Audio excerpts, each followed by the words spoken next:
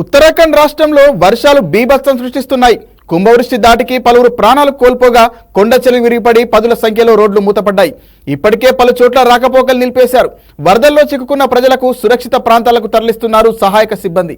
దేవభూమిగా పిలిచే ఉత్తరాఖండ్లో భారీ వర్షాలు అల్లకల్లోలం సృష్టిస్తున్నాయి. వరదల తాకిడికి ప్రజల ప్రాణాలు గాల్లో కలిసిపోతున్నాయి.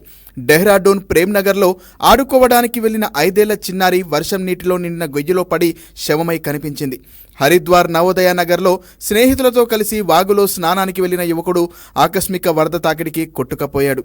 మిగిలిన వారిని స్థానికులు కాపాడారు. ఇప్పటికీ అతడి మృతదేహం కోసం పోలీసులు గాలిస్తున్నారు.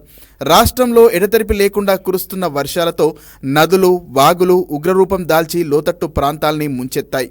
కొండచర్యలు విరిగిపడి 88 గ్రామీణ, 2 సరిహద్దు, 1 రాష్ట్ర రహదారి మృతపడింది. బద్రీనాథ్ జాతీయ రహదారిలో రాకపోకల్ని నిలిపివేశారు. రుద్రప్రయాగ్లో ఓ సొరంగానికి కొండచర్యలు అడ్డుపడి రవాణా స్తంభించింది.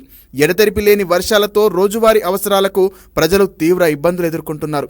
వరద ప్రభావిత ప్రాంతాల్లో ముమ్మరంగా సహాయక చర్యలు కొనసాగుతున్నాయి.